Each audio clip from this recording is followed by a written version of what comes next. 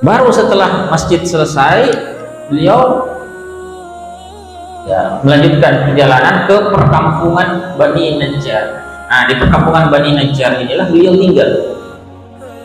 Beliau awal-awal itu bahkan menumpang, belum bikin rumah dulu, masih menumpang di rumah salah seorang sahabat namanya Abu Ayyub Al-Ansari selama sekian bulan.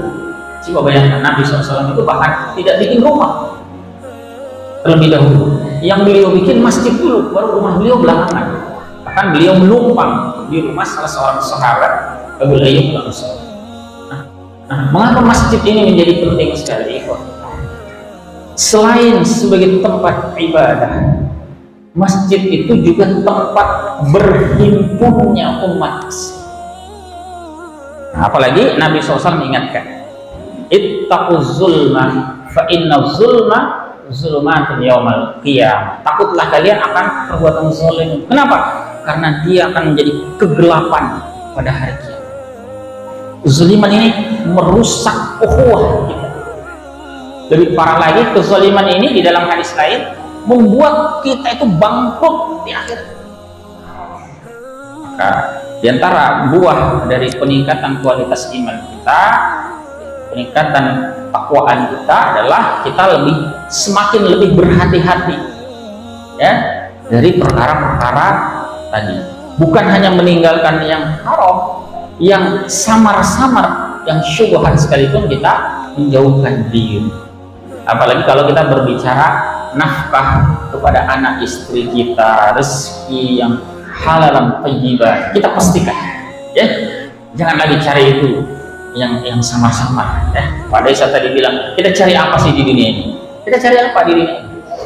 Hari demi hari yang berlalu itu, bertambah tahun, berkurang umur kita. Berkurang umur kita itu, semakin dekat dengan kematian ya. Maka semakin banyak bekal yang harus kita lihat. Ketakwaan kita dalam kehidupan bermasyarakat secara sosial.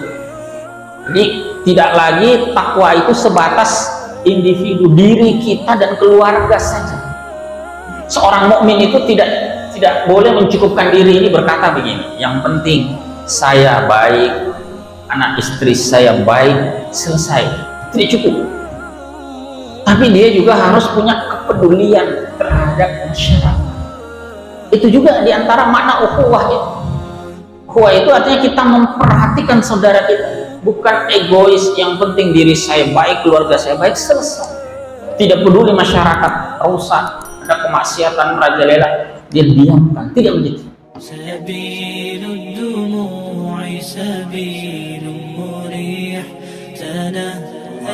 Warahmatullahi wabarakatuh.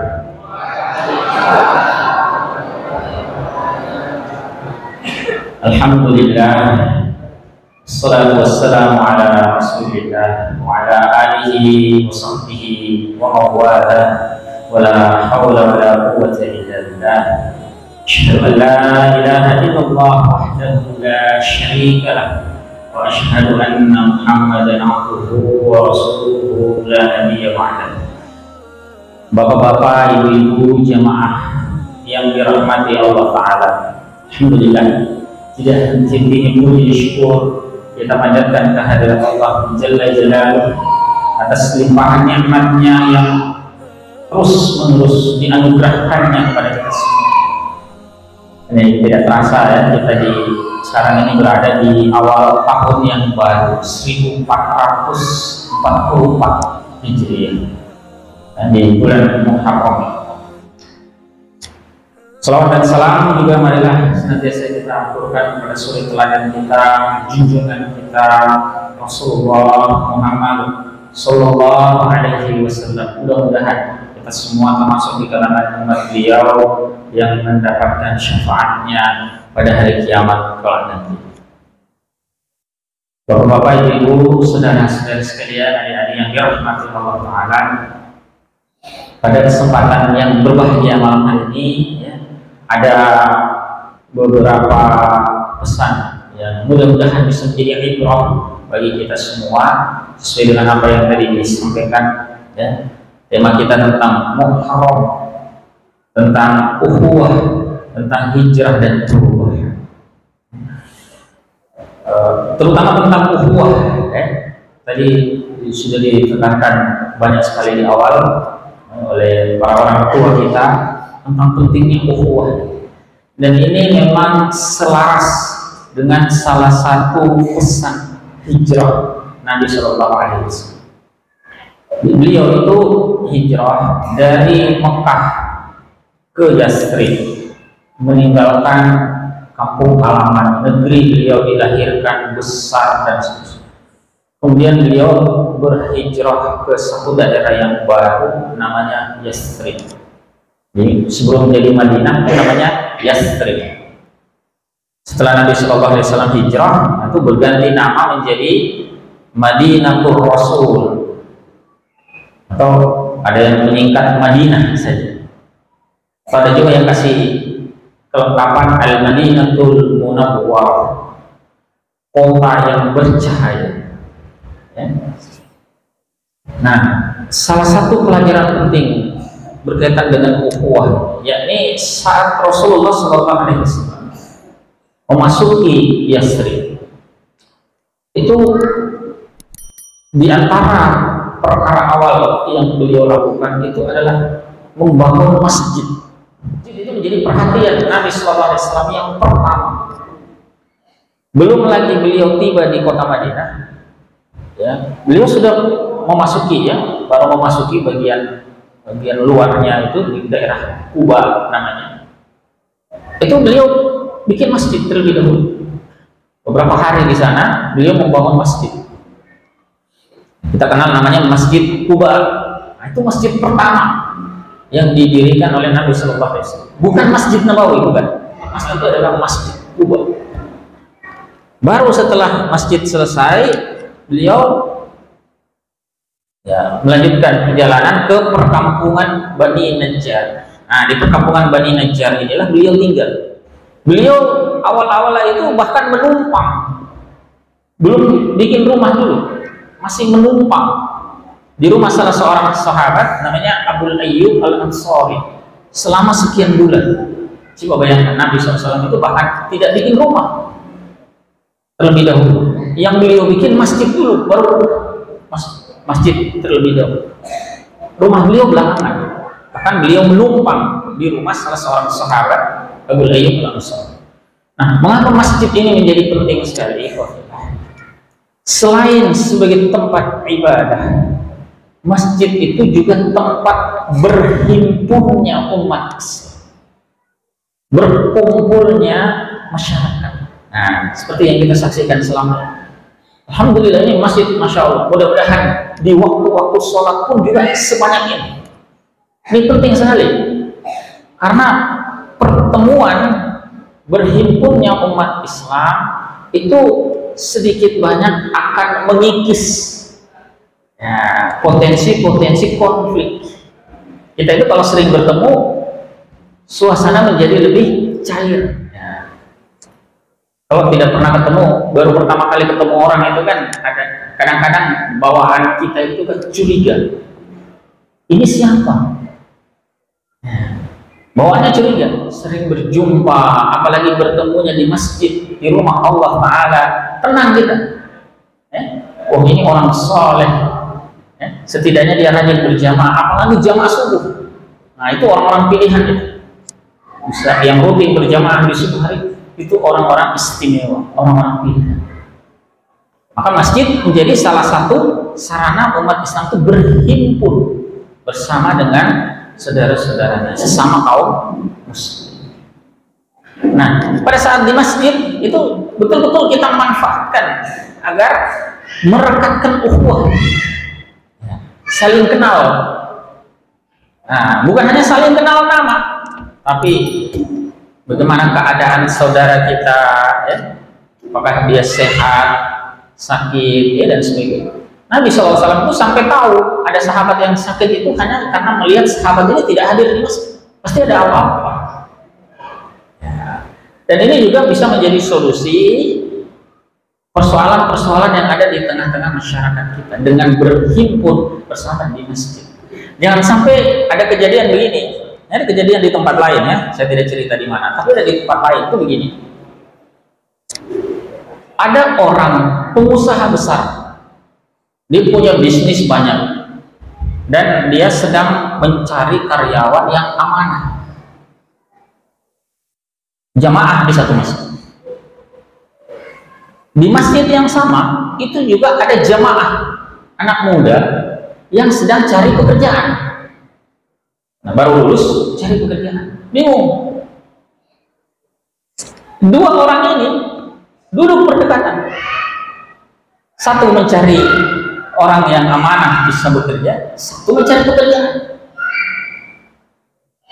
Tapi karena tidak ada komunikasi, tidak saling ngobrol, tidak ada perbincangan, akhirnya sama-sama punya masalah, nggak selesai masalahnya. Orang pengusaha besar tadi masih bingung cari orang yang di sampingnya, justru orang yang di sampingnya yang dia cari, tapi diam-diam juga orang di samping juga cari di mana dia bisa bekerja. Mestinya masalah mereka berdua itu bisa kelar kalau ada komunikasi, hubungan yang baik. Nah, tanya kabar, tanya nama, tinggal di mana, apa aktivitas.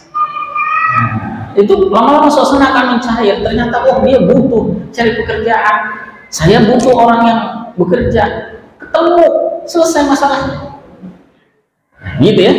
Banyak lagi persoalan-persoalan lain yang bisa kita tuntaskan dalam kehidupan bermasyarakat kita dengan berhimpunnya umat Islam itu di masjid. Nah, itu pesan penting pertama dari hijrahnya Rasulullah SAW tentang ukhuwah. Kemudian yang kedua, Bapak Ibu, saudara-saudara sekalian yang dirahmati oleh Allah Ta'ala, pesan kedua ini berkaitan dengan perubahan menjadi lebih baik. Kita semua pasti menginginkan agar menjadi sosok yang semakin hari semakin baik kualitas. Dan memang sepatutnya seorang mukmin itu begitu, semakin hari semakin bagus kualitas. Baik untuk dirinya sendiri maupun masyarakat. Dari segi ketakwaan, dari kepala desa sudah sampaikan bagus sekali tentang takwa ini sebagai bekal terbaik. Seorang mukmin wajib memiliki takwa karena bekal terbaik kita itu. Dalam surah Al-Baqarah Allah Ta'ala sampaikan, wa tazawwadu fa inna khairaz zadi taqwa. Berbekallah kalian semua. Karena sesungguhnya sebaik-baik bekal itu adalah takwa. Dan bertakwalah kepada aku, kata Allah, wahai orang-orang yang berakal. Jadi takwa ini bekal terbaik. Nah, ketakwaan itu ada yang sifatnya ketakwaan individu. Masing-masing harus punya. Ketakwaan individu itu bagaimana?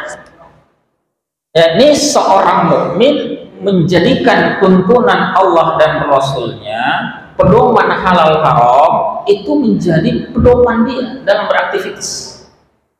Nah, misalnya hal yang sederhana, ya masalah makanan minuman gini ya, ada makanan ada minuman.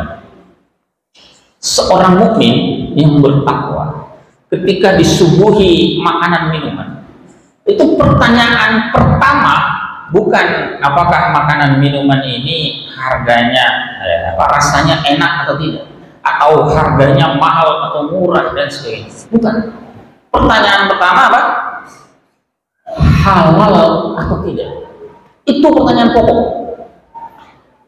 Kalau tidak lolos dari pertanyaan pokok ini, maka seorang mukmin tidak akan peduli lagi mau rasanya selezat apapun, mau harganya murah, gratis, bahkan dibayar untuk mengkonsumsi, dia akan tegas menolak.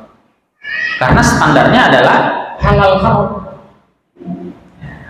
Begitu juga misalnya ketika dia bekerja, mencari nafkah, menghidupi diri dan keluarganya, standarnya sama. Jadi kalau cari pekerjaan, itu pertanyaan pertama seorang mukmin itu bukan berapa yang akan didapat, butuh modal besar apa kecil, pekerjaannya berat atau ringan. Bukan itu yang pertama. Itu penting juga, tapi belakangan. Yang paling penting itu apa? Apakah pekerjaan tersebut halal berikut upah yang akan didapatkan halal juga. Kalau tidak halal, maka dia tidak akan peduli sebesar apapun penghasilan dari situ. Modalnya tidak ada, bahkan dimodali, dia akan tegas menolak. Karena standar halal haram ini harga mati. Itu standar kita seorang mukmin. Ya, maka semakin hari semakin baik kualitas takwa kita. Kalau yang dahulu masih tidak begitu perhatikan halal haram, sekarang tidak boleh lagi begitu. Halal haramnya makanan, halal haramnya nafkah harus betul-betul kita perhatikan. Bahkan jangankan perkara yang jelas-jelas haramnya, perkara yang samar-samar saja itu kita diperintahkan menjauhi. Ya. Dalam hadis riwayat Bukhari Muslim, Nabi sallallahu alaihi wasallam, innal halala bayyin, sesungguhnya perkara halal itu terang benderang, jelas. Wa innal harama bayyin, yang haram juga jelas. Tetapi kata beliau sallallahu alaihi wasallam, wa bainahuma umurun mushtabihatun la ya'lamuhunna katsirun minan nas. Di antara kedua perkara yang jelas halalnya, yang jelas haramnya, itu ada perkara yang samar, yang tidak diketahui oleh banyak orang hukumnya bagaimana. Atau biasa kita sebut syubhat. Nah, bagaimana perkara syubhat ini? Tuntunannya adalah tanyakan kejelasannya kepada orang yang berilmu. Fas'alu ahla dzikri in kuntum la ta'lamun. Dalam Al-Qur'an Allah sebutkan, tanyalah kepada orang yang mengetahui, yang berilmu, jika kalian tidak mengetahui. Tuntunan yang kedua, ketemu perkara yang tidak jelas, tinggalkan. Nah, di kelanjutan hadis tersebut Nabi SAW menyebutkan, famanit taqash syubhati faqad istabara alidinihi wa irdihi. Siapa menjaga diri dari perkara syubhat, maka sungguh dia telah membentengi agamanya, kehormatannya, dan seterusnya. Sebaliknya, wa ma waqa'a fi syubhati waqa'a fil haram. Siapa yang jatuh ke dalam perkara yang syubhat, maka pada waktunya nanti dia juga akan jatuh ke dalam perkara yang haram. Kenapa bisa begitu? Nah, Nabi SAW memberikan ilustrasi begini, seperti orang yang menggembala, karra'i yar'a haulal hima. Dia menggembala di dekat batas. Di sini ladang gembalaan yang boleh, di sini ladang gembalaan orang lain yang tidak boleh. Hewan gembalaannya dikasih makan di batas. Kalau di batas, di sini halal, di sini haram. Punya orang, di sini halal. Kalau hewan itu makan di batas, itu syubhat, samar. Kenapa? Namanya hewan, Pak. Namanya hewan, Bu. Itu kalau maunya penggembala makan di sini. Jadi hewan disimpan di situ, kadang lihat rumput tetangga. Nah, makan rumput tetangga. Jatuh dia kepada keharaman. Kalau mau aman, di mana digembalakan? Jangan di dekat batas. Nah, gembalakan di sini. Jauh dari batas. Ini yang jelas-jelas halal. Rezeki juga sama, mencari rezeki yang jelas-jelas halalnya itu banyak. Kenapa kita cari yang nyerempet-nyerempet haram ini? Yang nyerempet haram ini sedikit lagi menjatuhkan kita kepada keharaman. Maka diantara buah dari peningkatan kualitas iman kita, peningkatan takwaan kita adalah kita semakin lebih berhati-hati ya dari perkara-perkara tadi. Bukan hanya meninggalkan yang haram, yang samar-samar, yang syubhat sekalipun kita menjauhkan diri. Apalagi kalau kita berbicara nafkah kepada anak istri kita, rezeki yang halalan thayyibah, kita pastikan ya, jangan lagi cari itu yang sama-sama ya. Pak Desa tadi bilang, kita cari apa sih di dunia ini? Kita cari apa di dunia ini? Hari demi hari yang berlalu itu, bertambah tahun, berkurang umur kita. Berkurang umur kita itu, semakin dekat dengan kematian ya. Maka Nah, semakin banyak bekal yang harus kita siapkan. Di antaranya tadi apa?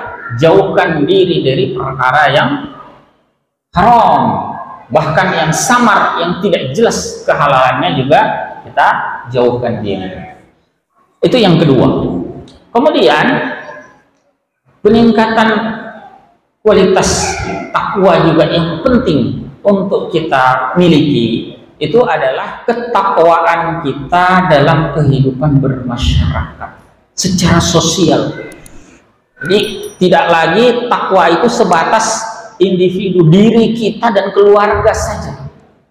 Seorang mukmin itu tidak boleh mencukupkan diri ini berkata begini, yang penting saya baik, anak istri saya baik, selesai. Tidak cukup. Tapi dia juga harus punya kepedulian terhadap masyarakat. Itu juga diantara makna ukhuwah itu. Ukhuwah itu artinya kita memperhatikan saudara kita, bukan egois, yang penting diri saya baik, keluarga saya baik, selesai. Tidak peduli masyarakat rusak, ada kemaksiatan merajalela, dia diamkan, tidak begitu. Ya? Nah, Nabi Shallallahu Alaihi Wasallam itu memberikan perumpamaan tentang orang-orang yang naik di atas kapal. Ini bagus sekali. Hadis riwayat Al-Bukhari. Masalul qa'imi fi hududillahi wal waqi'i fiha kamathali qaumin istahamu 'ala safinah. Perumpamaan orang yang melaksanakan hukum Allah dan orang yang melanggarnya itu seperti orang-orang yang naik di atas kapal. Mereka berundi.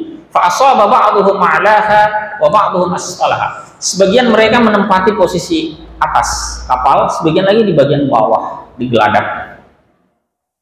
Fakana alladziina fi asfaliha, orang-orang yang ada di bawah ini, idza istaqaw minal ma'i marru 'ala man fawqahum. Kalau mereka mau mengambil air laut, mereka harus naik dulu ke atas, melewati orang-orang di atas. Kemudian orang yang di bawah berpikir pendek. Dia berpikir pendek. Dia bilang apa?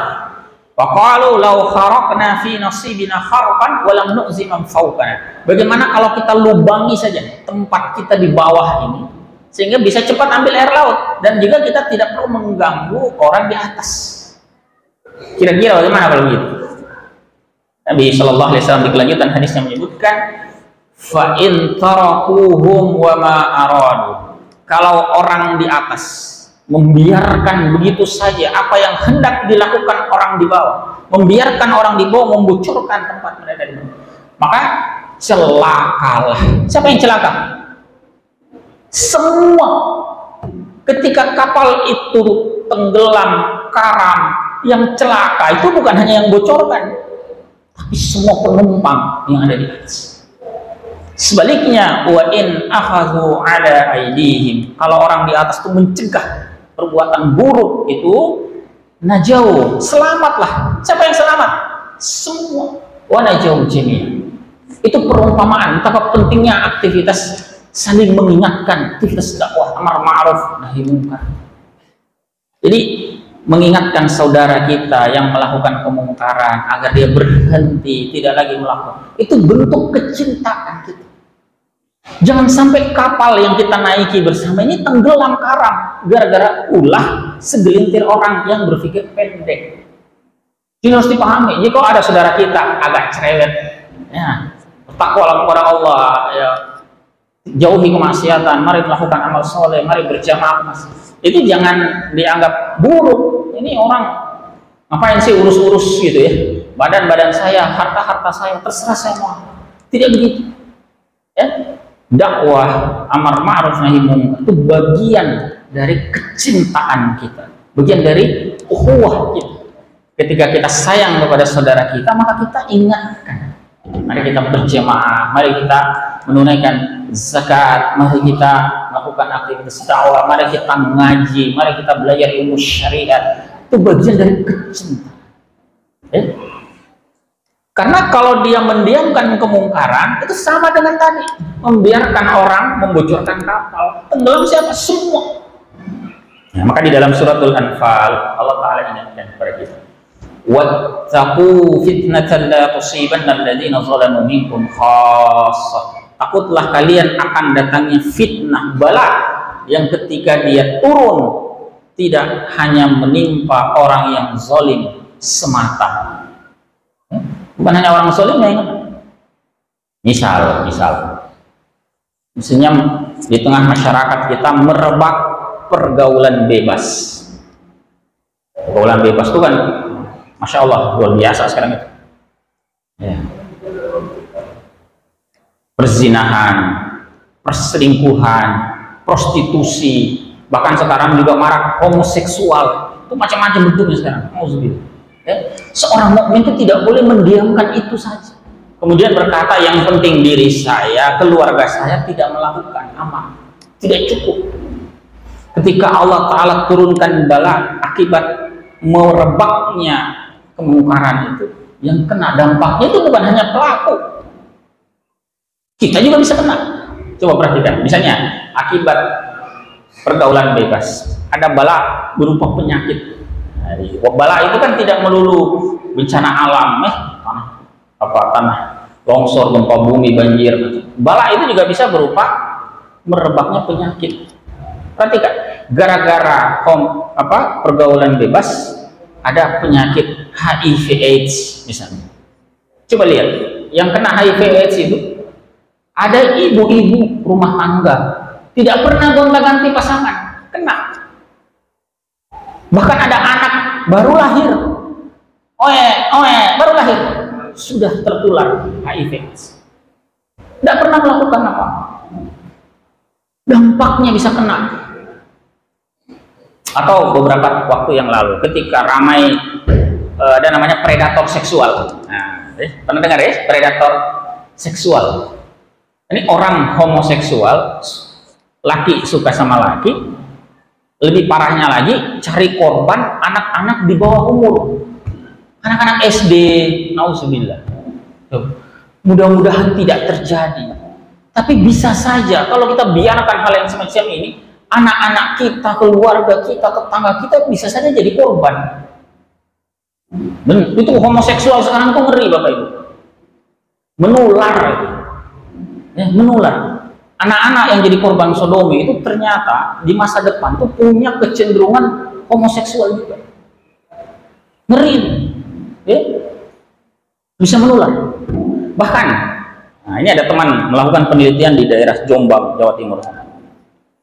Bahkan itu, Pak, banyak orang homoseksual sekarang itu sudah berkeluarga, sudah punya anak, menikah, ada anak, ada istri. Ternyata kena homoseksual itu. Meskipun awalnya coba-coba di mana? Ada 2 tempat itu di Jawa itu, Jawa Timur, Jawa Barat, itu yang ibu-ibu biasanya khawatir kalau suaminya sering ke situ. Ada 2 tempat, apa? Tempat fitness sama tempat futsal. Coba, karena ini 2 tempat ini sering jadi tempat nongkrongnya itu. Dan pelaku homoseksual itu, Pak, beda dengan dulu-dulu, Pak. Mungkin masih ingat 20-30 tahun lalu itu kan kecenderungannya itu kan, mohon maaf ya, melambai-lambai ya, agak kemayu gitu. Sekarang, Pak, ada banyak orang-orang punya kecenderungan seks menyimpang. Ini maco, Pak.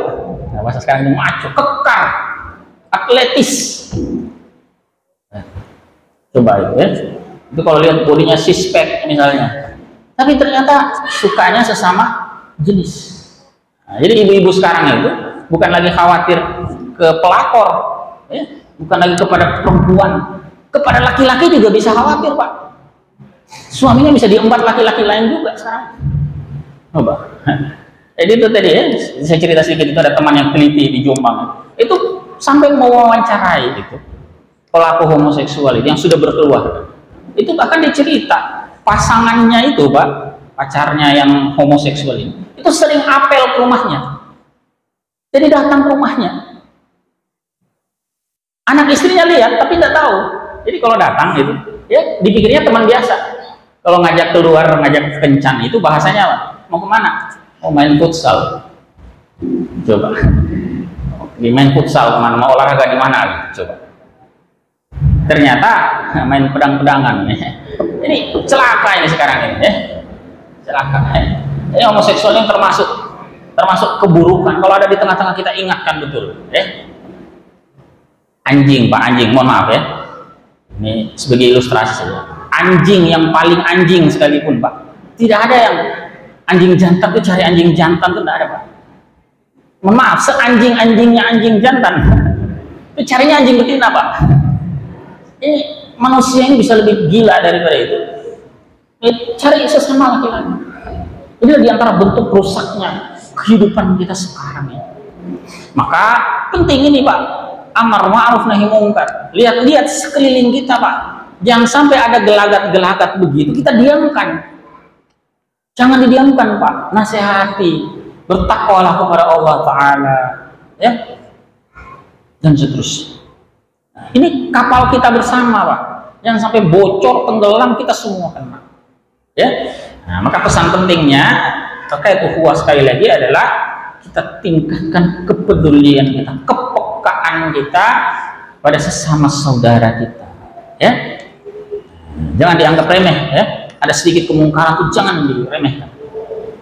Kemungkaran itu, Pak, kalau sering kita remehkan, kita biarkan, lama-lama akhirnya apa? Hilang kepekaan kita. Kita akhirnya tidak menganggap itu maksiat. Nah, contoh begini ya, ada hadis Nabi SAW itu dalam riwayat Imam Muslim, itu penting jadi renungan kita tentang pentingnya mengingatkan. Marro'a minkum mungkaron, siapa di antara kalian melihat kemungkaran, kan tuntunannya ada 3. Apa itu? Pertama, falyughayyirhu biyadihi, cegah itu, ubah itu dengan apa? Dengan tangannya. Nah, bukan dengan tangan itu bukan main pukul, Pak. Maksudnya bisultani, dengan kewenangan yang dia punya. Kepala desa tentu punya kewenangan lebih dibandingkan masyarakat biasa. Dia punya potensi, kewenangan. Kalau tidak sanggup, faman lam yastati fabilisan. Kalau tidak sanggup, tidak punya kewenangan, dengan lisan, dengan lisan. Nah, kalau sekarang di era sosial media dengan tulisan juga, ya. Nah, yang tergabung di grup-grup WA, ya, grup-grup Telegram, ya, sebarkan kebaikan di situ, ya, dan seterusnya.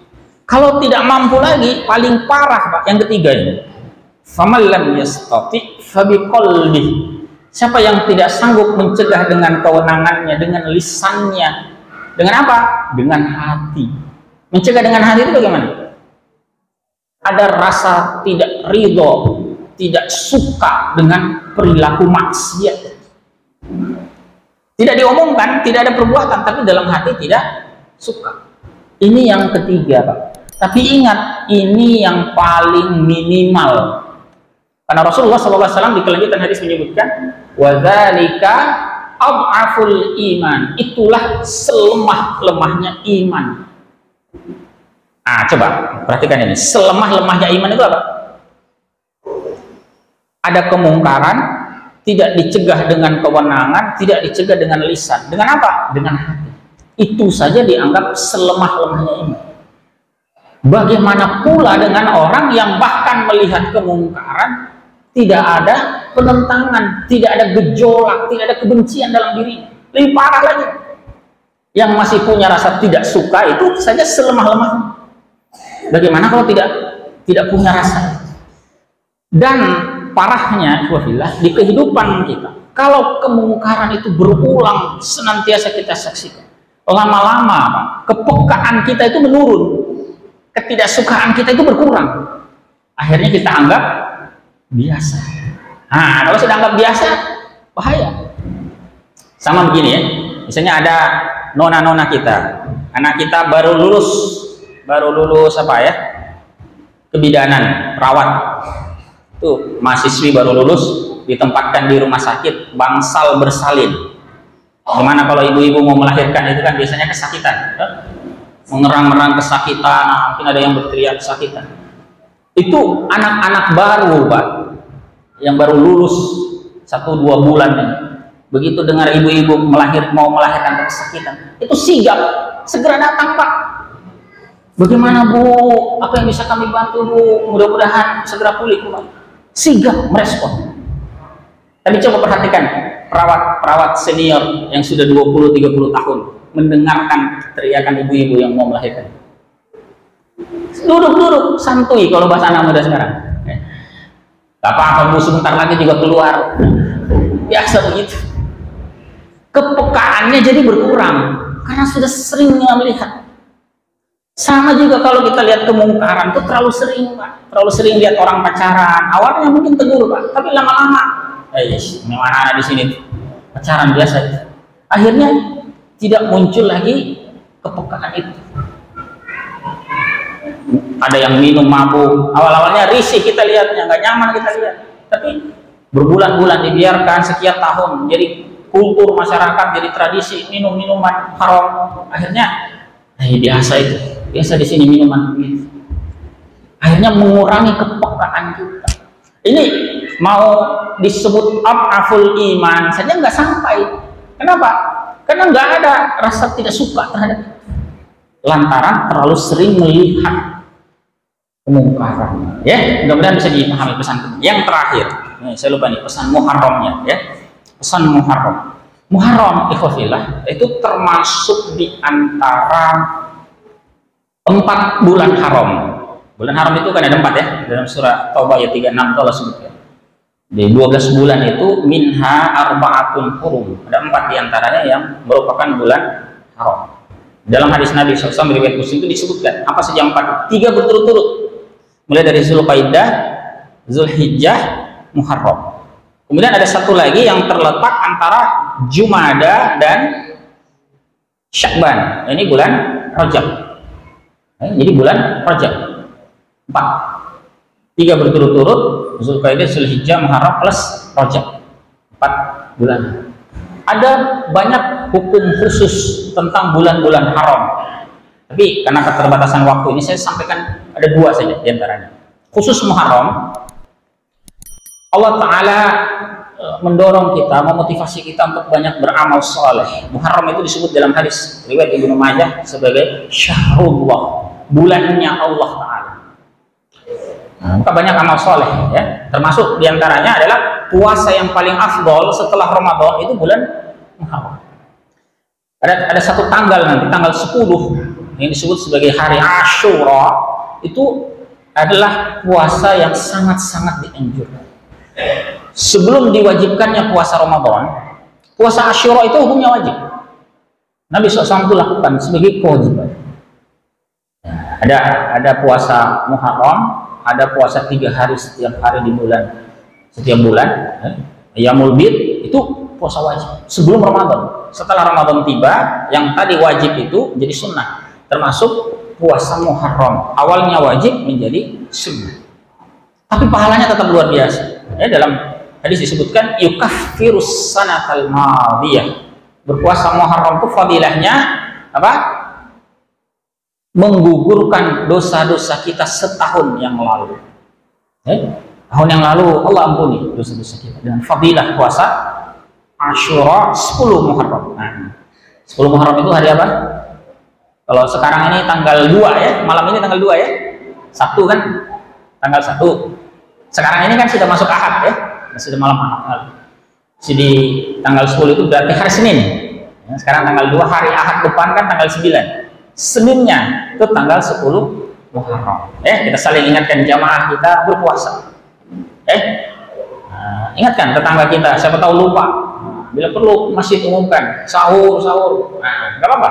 Ini bagian dari syiar. 10 Muharram itu sekali setahun, jarang-jarang. Silahkan diamalkan. Fadilahnya luar biasa.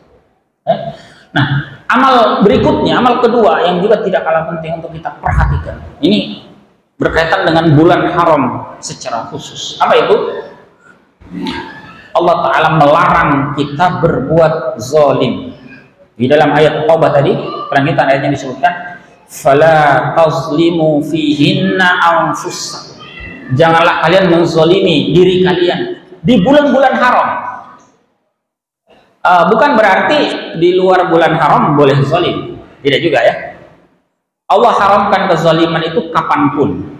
Di dalam hadis qudsi riwayat Imam Muslim, Nabi SAW menyampaikan, Allah Ta'ala berfirman, "Ya ibadi, inni haramtu zulma ala nafsi." Wahai hamba-hambaku, aku telah mengharamkan kezaliman itu atas diri. Wa ja'altuhu bainakum muharrama, dan aku jadikan perbuatan zalim itu juga haram di tengah-tengah kalian. Jadi Allah itu tidak mungkin melakukan kezaliman karena haram atasnya. Tidak mungkin Allah menzalimi hamba. Dan Allah juga larang kita berbuat zalim. Fala tuzalimu. Janganlah kalian saling menzalimi. Jadi sekali lagi, berbuat zalim itu Allah haramkan di luar maupun di dalam bulan haram. Kapan saja Allah haramkan. Tetapi ketika Allah Ta'ala menyebutkan secara khusus keharamannya di bulan haram, itu menunjukkan bahwa dosa kezaliman itu lebih berat hukumannya ketika dilakukan di bulan-bulan tersebut. Habis khusus bulan-bulan haram, ya. Nah, jangan berbuat zalim. Termasuk kepada tetangga kita, ada hak tetangga, jangan dizalimi. Ya, termasuk mungkin yang sepele-sepele, ya, putar musik keras-keras mengganggu tetangga. Mohon maaf, itu zalim juga. Sudah tengah malam, jam 1, jam 2 malam, tetangga mau istirahat, dia putar musik. Kadang-kadang ada yang mohon maaf, mungkin ada tren di antara anak muda itu ganti knalpot motornya yang ribut sekali itu, diputar, di gas di sini di 5 kilo, di sana masih terdengar. Nggak tahu apa kebanggaan macam apa yang diinginkan dengan hal semacam. Padahal itu buruk sekali dampaknya. Kasihan tuh tetangga-tetangga, apalagi ada anak-anak bayi, ada orang-orang tua yang mungkin sudah jantungan, dengar yang begitu itu bisa bahaya, itu kasihan. Jadi itu perbuatan zalim yang kadang tidak disadari. Nah, apalagi Nabi SAW mengingatkan, ittaquz zulma fa inna zulma zulumatun yaumal qiyamah. Takutlah kalian akan perbuatan zalim. Kenapa? Karena dia akan menjadi kegelapan pada hari kiamat. Zaliman ini merusak ukhuwah kita. Lebih parah lagi, kezaliman ini di dalam hadis lain membuat kita itu bangkrut di akhirat. Nah, biasa dengar ya tentang bangkrut ya. Bisa Salam sampaikan, bertanya, suatu hari bertanya kepada sahabat, ini hadis terakhir yang akan kita sampaikan, mudah-mudahan jadi pengingat.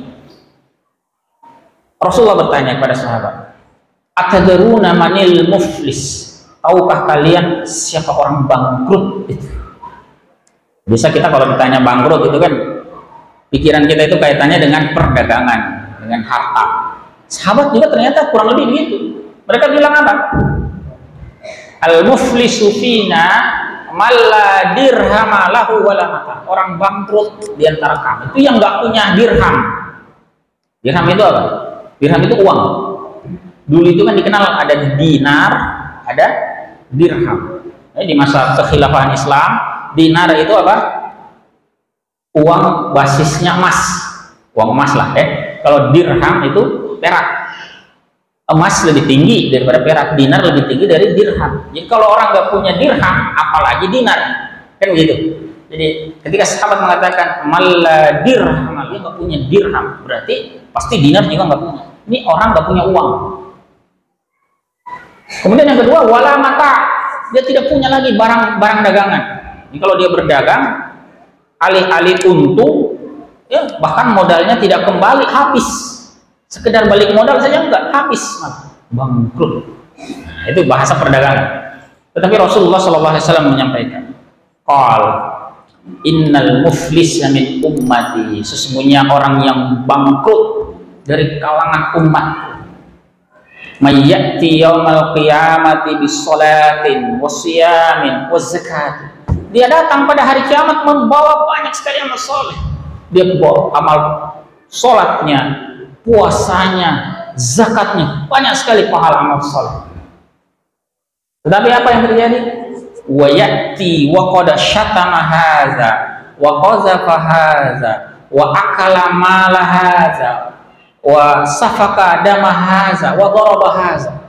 Dia datang membawa banyak amal soleh, itu ternyata dia juga di dunia melakukan banyak kezaliman. Dia menghina orang lain, dia menuduh orang lain tanpa bukti, dia mengambil harta mereka secara batil, dia menzalimi mereka, menumpahkan darahnya, melanggar kehormatannya. Banyak sekali kezaliman yang dilakukan. Apa yang terjadi? Fayuqta hadza min hasanatihi wa hadza min hasanati. Orang-orang yang dizalimi di dunia itu dibagi-bagikan pahalanya si zalim ini. Dibagi kepada orang yang dia zalim, si A, si B, si C, si D. Sudah habis amal solehnya dibagi, belum habis orang yang datang menuntut. Maka Nabi SAW mengatakan, fa in faniyat hasanatuhu min qabli an yuqda ma alaihi. Kalau sudah habis amal solehnya dibagi, belum tuntas peradilannya, maka ukhidha min khotoyahum summa turiha alaihi summa turiha finnar. Diambil dari keburukan orang-orang yang dia zalimi, ditimpakan kepada orang yang zalim, lalu dicampakkanlah orang ini ke neraka. Coba perhatikan, Alhamdulillah, mudah-mudahan tidak terjadi pada kita. Dia datang awalnya dengan banyak sekali pahala amal soleh, habis dibagi-bagikan akibat kezaliman. Belum lagi selesai, orang menuntut, akhirnya dosa orang lain ditimpakan kepadanya. Habis amalnya malah menanggung dosa. Nauzubillah, berat sekali kezaliman. Ya, hati-hati, merusak ukhuwah itu. Tetangga zalim kepada tetangganya, rusak ukhuwah. Keluarga zalim kepada keluarga yang lain, rusak ukhuwah. Maka agar tidak rusak ukhuwah itu, perhatikan jangan sampai ada yang zalim kepada orang lain. Ya, dan sebagai penutup ikhwafillah, ini wabil khusus kami pesankan, kalau ada di antara bapak-bapak, ibu-ibu sekalian yang diberikan amanah mengurusi masyarakat, jadi pejabat publik, penting betul perhatikan, jangan sampai zalim. Kalau ada orang biasa zalim, itu juga dosa besar ya. Tapi yang kena dampaknya kan mungkin tidak banyak, paling keluarganya, tetangganya, mungkin 1-2 orang, 10-20 orang. Itu saja sudah berat pertanggungjawabannya di hadapan Allah. Lantas bagaimana pula kalau yang zalim itu penguasa, orang yang diberi jabatan amanah mengurusi rakyat malah khianat? Itu yang terkena dampak kezalimannya bukan 10, 20, 100, 200, bisa ribuan orang, bahkan jutaan orang kena dampak. Nauzubillah, jangan sampai kita di akhirat mengira banyak amal soleh kita, tetapi kita khianat terhadap amanah, justru menghabiskan antrian banyak. Kezaliman di dunia, ya memang ada pengadilan di dunia ini, tapi kita tahu sendirilah, kadang namanya saja pengadilan, tapi keadilannya tidak terwujud. Pengadilan di dunia ini masih bisa Anda manipulasi, masih bisa kita atur, terlebih kalau kita dekat dengan lingkar kekuasaan. Yang benar bisa jadi salah, yang salah bisa jadi benar, orang lain bisa jadi kambing hitam atas keburukan yang kita lakukan. Kita bisa menyuap saksi, menyuap hakim, mengatur keputusan dan sebagainya. Tapi tidak di akhirat kelak. Ingat betul ya? Lisan kita yang terbiasa bersilat lidah ini, itu bahkan mulut kita dikunci mati oleh Allah Ta'ala. Dalam surah Yasin biasa kita baca, al-yawma nakhtimu ala afwahihim tukallimuna aydihim tashhadu arjuluhum bima kanu yaksibun. Pada hari itu kata Allah Ta'ala, pada hari kiamat kami tutup rapat, kami kunci mulut-mulut mereka, nggak bisa ngomong lagi Pak, nggak bisa dusta, nggak bisa membual dan seterusnya. Yang berbicara siapa? Yang berbicara adalah tangan-tangan mereka, yang menjadi saksi adalah kaki-kaki mereka. Tidak akan ada dusta. Apa yang di dunia ini kita tutup rapat, konspirasi, persekongkolan dan seterusnya, di akhirat terkuak. Yauma tubulas sarair. Pada hari itu terbuka berbagai rahasia. Mau kemana kita? Mau kemana Pak? Tidak ada kezaliman yang tidak akan kita pertanggungjawabkan. Jangankan manusia, hewan saja, kambing, perhatikan kambing itu.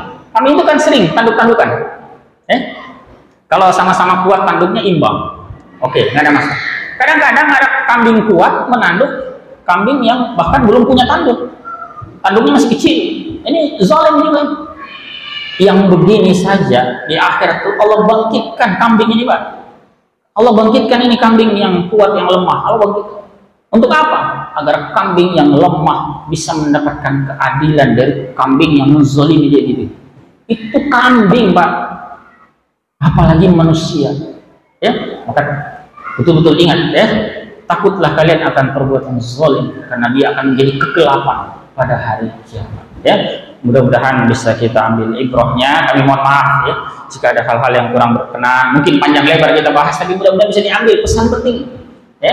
Ada pesan penting tentang kita menjaga ukhuwah, ada pesan penting untuk kita meningkatkan kualitas ketakwaan kita baik secara individu maupun juga dalam kehidupan bermasyarakat. Kita peka, saling mengingatkan, menasihati, amar ma'ruf nahi munkar, aktivitas dakwah dan seterusnya. Kemudian juga ada pesan khusus untuk kita menjaga amaliyah kita di bulan Muharram, memperbanyak amal soleh. Ada puasa khusus untuk bulan ini, dan juga jauhi perbuatan yang zalim. Mudah-mudahan Allah Ta'ala senantiasa melimpahkan keberkahannya kepada kita semua. Barakallahu lana wa lakum wa hadanallahu wa iyyakum ajma'in. Wassalamualaikum warahmatullahi wabarakatuh.